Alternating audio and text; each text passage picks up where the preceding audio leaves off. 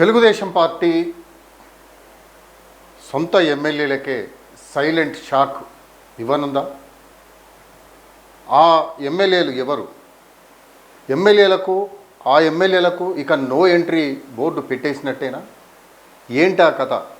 ఎందుకు వాళ్ళను పక్కన పెట్టేసే ప్రయత్నం చేస్తున్నారు?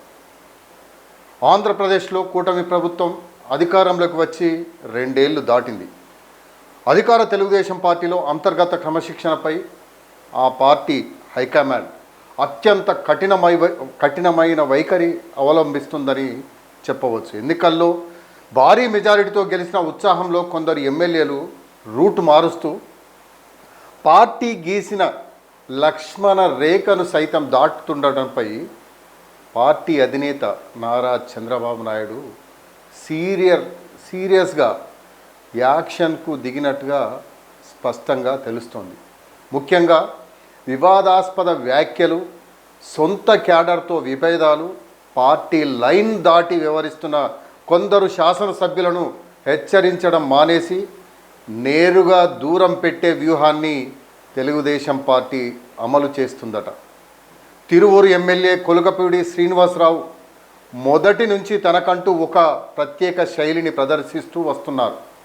అయితే ఇటీవలి కాలంలో ఆయన పార్టీ హైకమాండ్ నిర్ణయాలను బహిరంగంగానే ధిక్కరిస్తూ ప్రభుత్వ విధానాలకు వ్యతిరేకంగా సోషల్ మీడియా వేదికగా అసంతృప్తిని వెళ్ళగక్కుతున్నారు.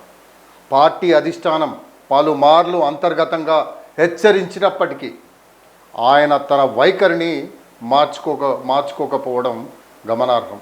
దీంతో టీడీపీ నాయకత్వం ఆయనను పూర్తిగా పక్కన పెట్టేసిందని చెప్పవచ్చు. ప్రభుత్వ కార్యక్రమాల పర్యవేక్షణను ఇప్పటికే ఇతర నేతలే, నియోజకవర్గ ఇన్ఛార్జీలే చూస్తున్నారట. ఆయనను కేవలం పేరుకే ఎమ్మెల్యే అన్నట్లుగా పార్టీ మార్చేసింది. పార్టీ క్రమశిక్షణను ఉల్లంఘిస్తే ఎంతటి వారికైనా ఇదే గతి పడుతుందనేందుకు కొలికపూడి ఎపిసోడ్ ఒక ఉదాహరణగా నిలుస్తుందని చెప్పవచ్చు. మరోవైపు సత్యవేడు ఎమ్మెల్యే కోనేరు ఆదిమూలం వాళ్ళ ప్రవర్తన కూడా పార్టీకి పెద్ద తలనొప్పిగా మారిందట. మహిళలతో వివాదాస్పదంగా ప్రవర్తించి వార్తల్లోకి ఎక్కిన ఆయనపై సస్పెన్షన్ వేటు వేశారు. ఆ వివాదం సెటిల్ చేసుకున్న ఆయనను పార్టీలో ఇప్పటి వరకైతే కలుపుకున్న సందర్భం లేదు. అందుకే ఆయన కుమారుడు ఇటీవల మీడియా సమావేశం పెట్టి ఆగ్రహం కూడా వ్యక్తం చేశారు. అయినా టీడీపీ హైకమాండ్ పట్టించుకోలేదు సరికదా, అసలు ఆ వ్యాఖ్యలనే లెక్క చేయలేదు.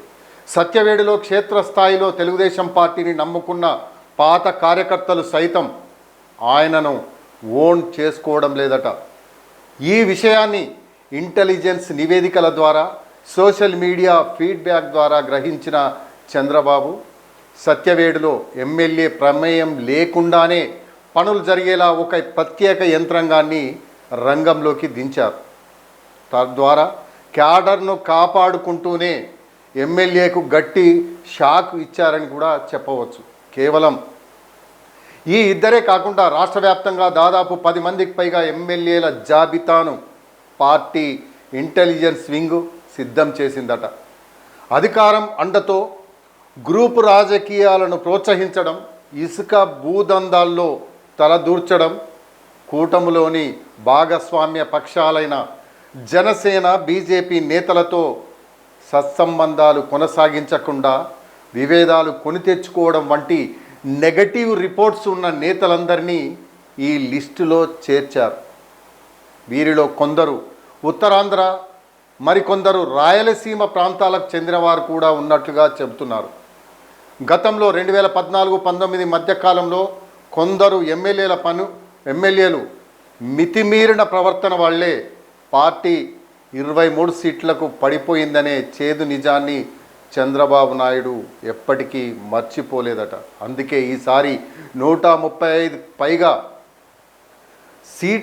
భారీ సీట్ల మెజారిటీ ఉండడంతో ఒకరిద్దరు లేదా 10 మంది ఎమ్మెల్యేలు దూరమైన ప్రభుత్వానికి వచ్చే ముప్పేమీ లేదనే ధీమాతో చంద్రబాబు నాయుడు ఉన్నాడట. వ్యవస్థ ముఖ్యం, ప్రజల్లో పార్టీ ఇమేజ్ ముఖ్యం.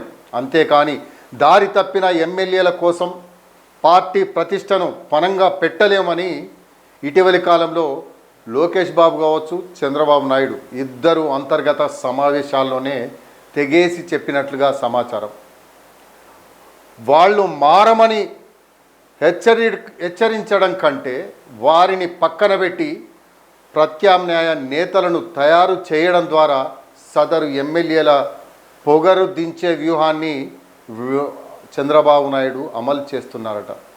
టీడీపీ హైకమాండ్ తీసుకుంటున్న ఈ నిశ్శబ్ద అడుగులు సదరు వివాదాస్పద ఎమ్మెల్యేలకు వారి భవిష్యత్తుపై పెద్ద హెచ్చరికగా మారాయని చెప్పవచ్చు.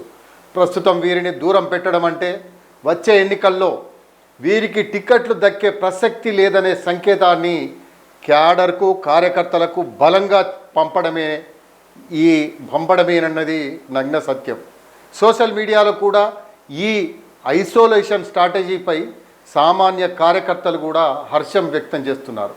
నాయకులు తప్పు చేస్తే వెనుకేసుకొచ్చే పాత రోజులు పోయాయని, పద్ధతి మార్చుకోకపోతే ఎంతటి సీనియర్ అయినా మాజీ అవ్వక తప్పదని తెలుగుదేశం పార్టీ పంపుతున్న ఈ స్ట్రాంగ్ మెసేజ్ మిగిలిన ఎమ్మెల్యేలను కూడా దారిలోకి తెస్తుందని చంద్రబాబు నాయుడు భావిస్తున్నట్లుగా తెలుస్తోంది.